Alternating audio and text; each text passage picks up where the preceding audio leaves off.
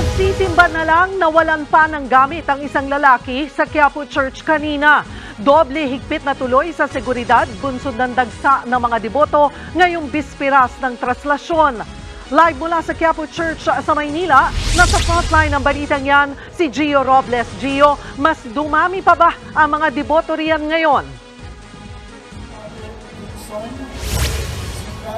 Alam mo, Cheryl, ramdam na ramdam ang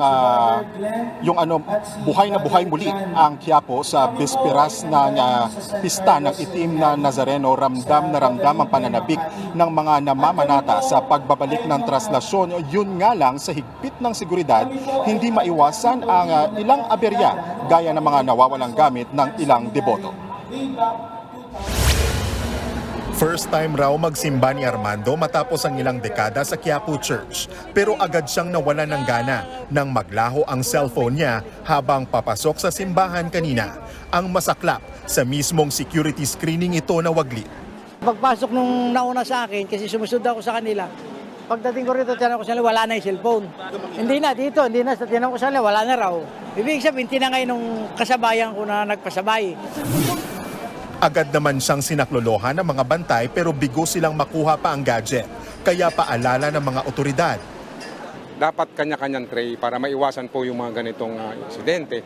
Base po sa aming inquiry, yun nga po, nailagay nyo sa ibang tray.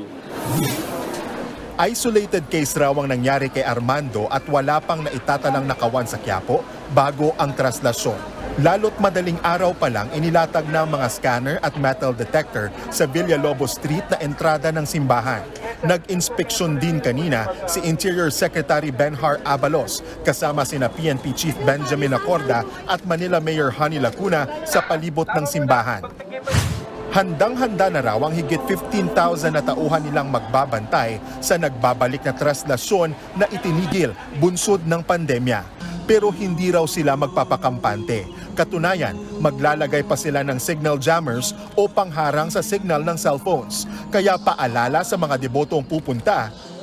Sabihan nyo na yung mga kamag-anak nyo, kung hindi kayo ma-reach, huwag muna mag-panic dahil every year po ginagawa po iyon. Okay? This is all for everyone's safety and convenience. Bawal din daw ang pagsusuot ng sombrero, takip sa muka at jacket na may hoodie. Gayun din ang pagdadala ng backpack at dekolor at babasaging lalagyan ng tubig. Sa kabila ng dami ng dapat sundin, maraming deboto pa rin ang desididong pumunta. Si Nena at kanyang asawa na balikbayan mula Guam napauwi nang nabalita ang may traslasyon na ngayong taon. Lahat ng hiniling ko binigay niya. Salamat sa lahat ng blessing. Sa kabila ng inaasahang dagsa ng mga deboto bukas, may ilan na ngayon na pinili pumunta ng Quiapo para makaiwas sa dami ng tao. So ngayon kasi in-expect namin talaga kulang yung tao ngayon. Kaya ngayon kami pumunta ngayong araw na to. Bago makapasok sa simbahan, namimigay ng face mask ang Manila LGU para iwas hawaan sa COVID at ibang sakit. At makita ang Diyos. Cheryl, sa mga oras na ito inyong napapakinggan, nagpapatuloy ang 6 p.m. na Fiesta Mass.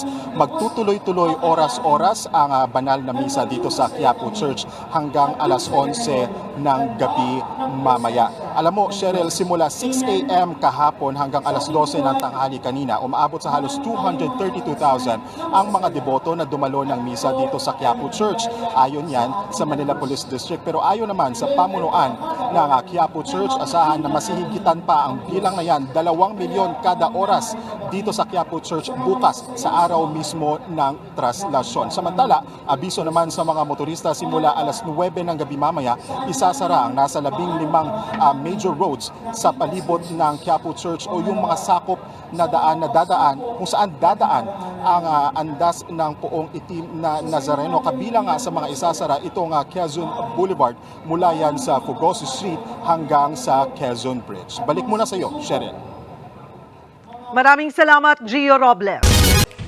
Mga kapatid, Cheryl Cosim po. Iba na ang may alam at may pakialam sa panahon ngayon.